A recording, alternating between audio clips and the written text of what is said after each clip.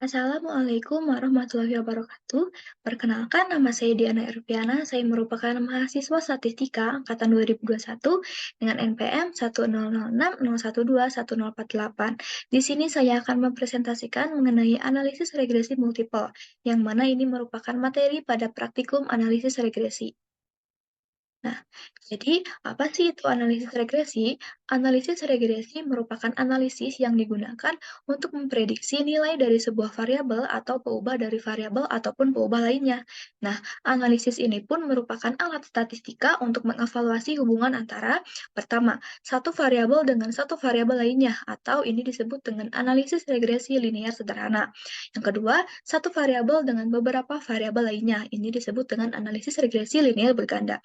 Jadi perbedaan antara linier sederhana dengan linier berganda itu terdapat pada variabel bebasnya. Kalau misalnya linier sederhana itu hanya ada satu variabel bebas.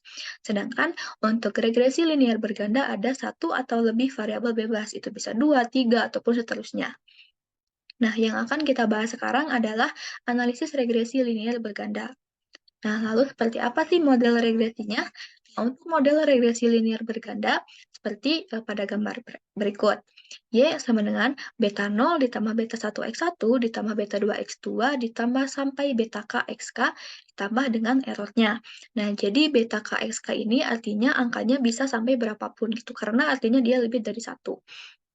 Nah, di sini ada keterangannya, yaitu sama dengan variabel terikat, X1 hingga XK itu merupakan variabel-variabel bebas, untuk epsilonnya merupakan residu acak, untuk beta 0 hingga beta K, ini merupakan parameter-parameter populasi yang nilainya tidak diketahui dan harus diestimasi dari data. Nah, selain pengertian dari analisis regresi serta modelnya, ada juga yang disebut dengan asumsi dalam analisis ini. Yang pertama itu ada linearitas, normalitas, sama homoskilastisitas, serta ada multikolinearitas juga. Nah, akan tetapi pada pembahasan kali ini pengujian asumsinya tidak disertakan. Nah, kita langsung aja ke contoh kasus. Yang pertama, contoh kasus yaitu PT Cemerlang dalam beberapa bulan gencar mempromosikan sejumlah peralatan elektronik dengan membuka outlet-outlet di berbagai daerah. Berikut ini adalah data mengenai 15 daerah di Indonesia, akan dilakukan analisis regresi untuk mengetahui hubungan di antara variabel penjualan dengan biaya promosi dan luas outlet. Nah, kita bisa lihat nih di sini siapa yang mempengaruhi siapa. Artinya berarti di sini biaya promosi dan luas outlet itu apakah dia mempengaruhi penjualan? Nah, berarti di sini biaya promosi dan luas outlet itu merupakan variabel bebasnya. Artinya misal di sini kita bisa menyebutnya misalnya biaya promosi dia X1, terus luas outletnya dia X2. Sedangkan untuk variabel penjualan itu dia adalah biasanya Y, karena Y itu adalah variabel dependen atau variabel tidak bebas. Nah, kita juga bisa lihat di sini data disajikan dalam tabel berikut. Berarti bisa bisa dilihat ya, ada beberapa kota. Terus di sini sales satuannya dalam juta, promosi dalam juta, sedangkan outlet dalam meter persegi. Artinya berarti di sini misal Jakarta 205 juta untuk salesnya, promosinya 26 juta, untuk luas outletnya 159 meter persegi.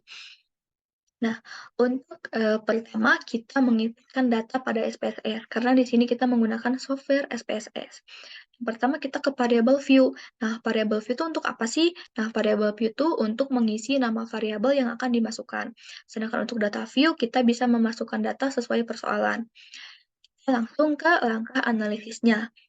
Pertama, pilih menu Analyze, lalu pilih submenu Regression. Dari serangkaian pilihan tes untuk regresi, sesuai kasus, pilih yang linear. Klik variabel dependen, lalu pindahkan sales. Untuk variabel independen, masukkan promosi dan luas outlet. Nah, untuk case labels atau keterangan pada kasus, karena kasus didasarkan pada daerah-daerah, maka klik variabel daerah dan pindahkan ke case labels. Nah, untuk metode, pilih default atau enter mode. Metode ini merupakan prosedur pemilihan variabel di mana semua variabel masuk ke dalam perhitungan. Nah, selanjutnya, klik option untuk stepping method kriteria. Gunakan uji F dengan mengambil angka standar probabilitas sebesar 5%, oleh karena itu, angka entry-nya .05 atau setara dengan 5%. Lalu untuk pilihan default-nya, include constant in equation atau menyertakan konstanta tetap dipilih. Nah, untuk tombol statistik, pilihan ini berkaitan dengan perhitungan statistik regresi yang akan digunakan. Perhatikan default-nya juga, yang ada di SPSS adalah estimates dan model fit. Sedangkan untuk regresi koefisien atau perlakuan koefisien regresi, pilih default atau estimate.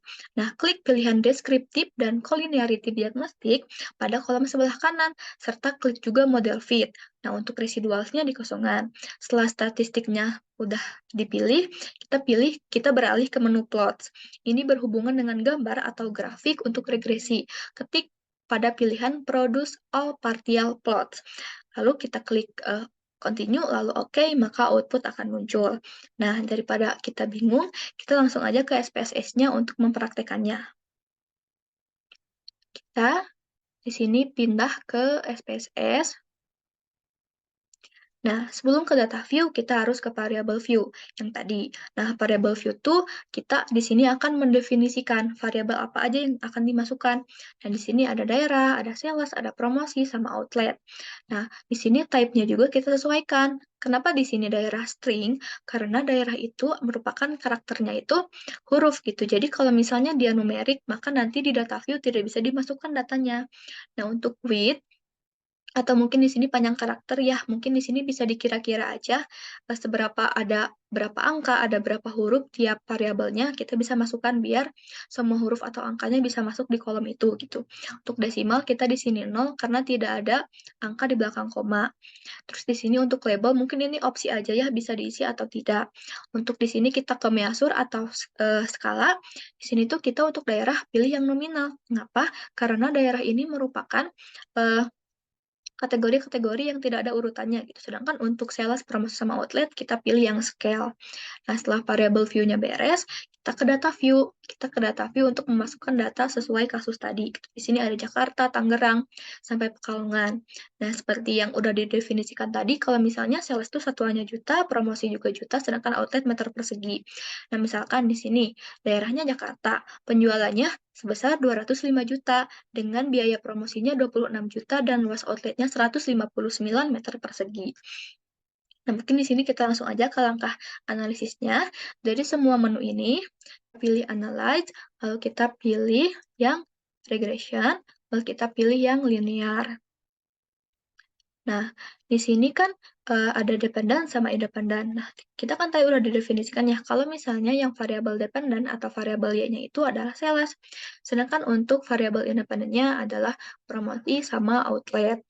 Nah, untuk metodenya kita pilih yang default aja, yaitu enter. Artinya kita di sini memasukkan semua variabel atau artinya promosi sama outlet itu disertakan dalam perhitungan. Sedangkan untuk daerah kita kemanakan? Nah, karena kasus ini didasarkan pada daerah-daerah, maka daerah kita pindahkan ke case labels. Nah, udah itu kita ke option. Nah, option ini mungkin nanti akan berfungsi untuk uji F. Nah, di sini kita ambil probability-nya yang 0,5. Di sini udah 0,5, terus default-nya juga include constant in equation. Artinya nanti konstantanya disertakan dalam perhitungan. Kita klik continue. Lalu kita pilih ke statistik. Nah, di sini statistiknya default-nya juga ada estimate sama model fit. Nah, untuk kolom sebelah kanan yang udah disebutkan tadi, kita checklist juga yang deskriptif sama collinearity diagnostik. Sedangkan untuk residuals, kita dikosongkan. Continue, lalu beralih ke plots. Nah, di plots, klik yang produce all partial plots. Udah gitu, kita klik continue, lalu kita klik OK. Nah, kita bisa lihat ya di sini ada banyak output yang keluar, mulai dari deskriptif statistik, ada correlation, ada variable enter atau remove-nya, terus ada model summary, terus di sini ada ANOVA, ada koefisien, dan lain-lain sehingga plots-nya. Nah, untuk interpretasi dari masing-masing output tersebut, kita bisa lihat lagi di PPT-nya. Nah, yang pertama kita akan menginterpretasikan dari kolom atau dari tabel deskriptif statistik. Di sini ada beberapa kolom seperti mean, standard deviation, sama N-nya atau jumlah data. Yang pertama, rata-rata sales dengan jumlah data 15 buah adalah Rp 246.400.400.000 dengan standar deviasinya 41.113.000. Selanjutnya, untuk rata-rata biaya promosi dengan jumlah data 15 buah adalah 34.670.000 dengan standar deviasinya 9.678.000. Yang terakhir, rata-rata luas outlet dengan jumlah data 15 buah adalah 187,93 meter persegi dengan standar deviasi 38,9 meter persegi. Terus selanjutnya kita ke correlation atau korelasi. Jadi di sini untuk melihat besar hubungan baik itu antara variabel Y dengan X atau Y dengan X1, Y dengan X2 ataupun itu X1 dengan X2. Nah, kita bisa lihat di tabel korelasi ini. Nah, besar hubungan antara variabel sales dan promosi dengan koefisien korelasi sebesar 0,916. Nah, jadi sales sama promosi itu besar korelasinya sebesar 0,916. Sedangkan untuk variabel sales dengan outlet besar korelasinya sebesar 0,901.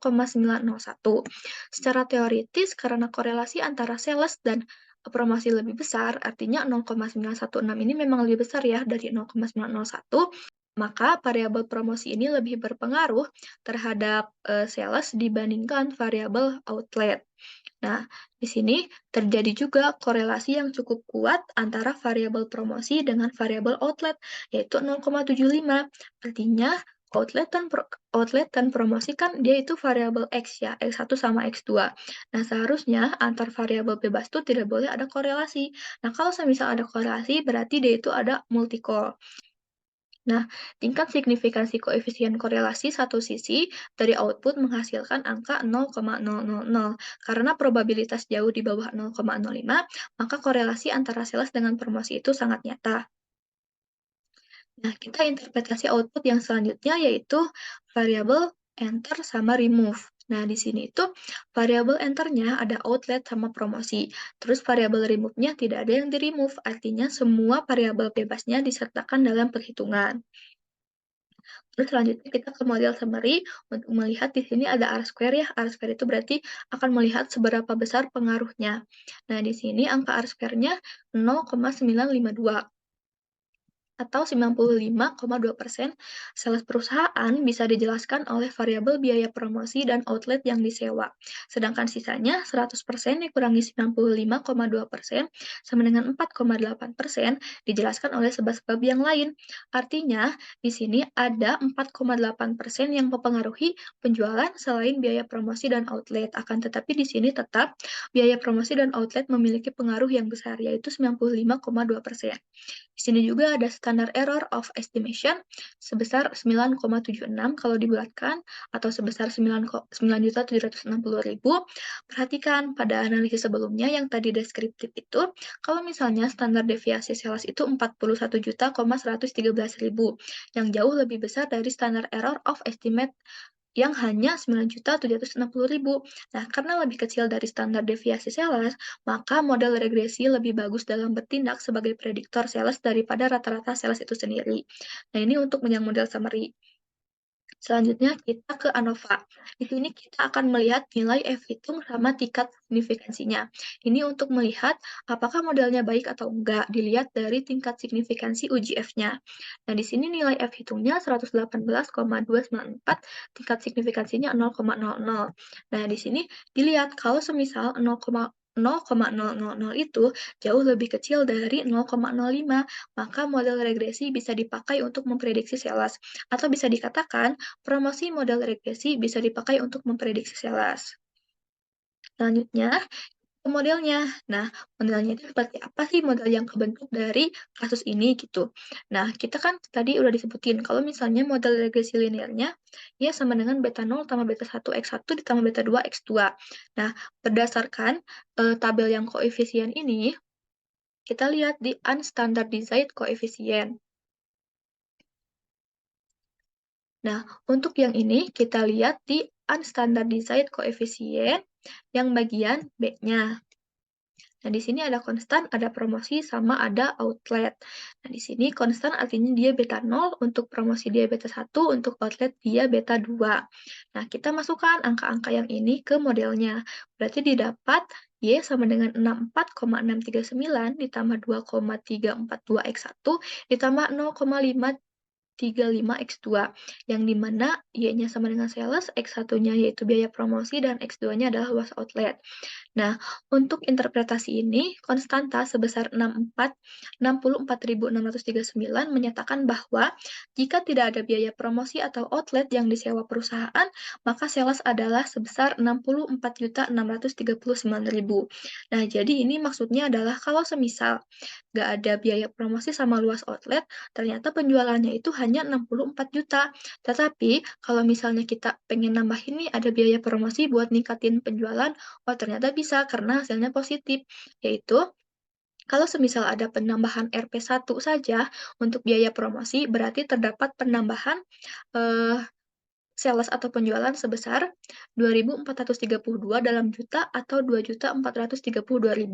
Jadi kalau semisal nanti biaya promosinya bertambah terus, maka tinggal dikalikan aja dengan 2.432.000, maka dia akan menambah penjualan yang tadi awalnya cuma 64 juta.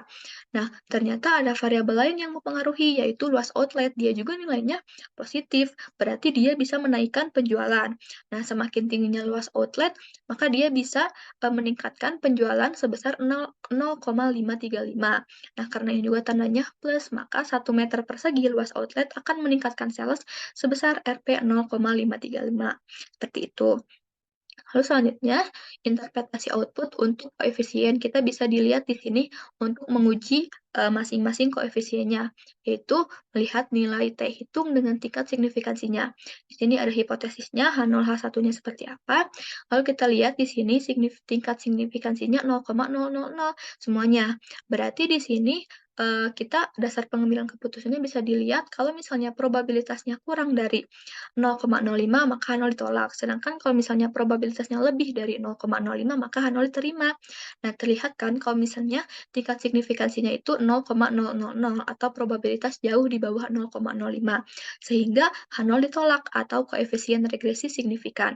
Artinya, promosi benar-benar berpengaruh secara signifikan terhadap sales, demikian juga untuk outlet, dia juga berpengaruh signifikan terhadap sales. Nah, lalu kita ke plotnya. Kita bisa dilihat di sini antara plot sales dengan promosi. Nah, hubungan sales dengan promosi itu seperti apa? Nah, terlihat bahwa sebaran data membentuk arah ke kanan atas. Nah, kalau misalnya jika ditarik garis lurus akan didapat slope yang positif karena dia menaik ke kanan atas, yang artinya promosi memiliki nilai yang positif seperti yang sudah diketahui di koefisien tadi. Selanjutnya, untuk sales sama outlet juga sama seperti yang tadi, kalau sebaran datanya membentuk arah ke kanan atas dan jika ditarik garis lurus akan didapat slope yang positif. Hal ini sesuai dengan koefisien regresi yang adalah nilai slope outlet yang positif. Nah, mungkin sekian presentasi dari saya. Mohon maaf bila ada banyak kesalahan. Wassalamualaikum warahmatullahi wabarakatuh.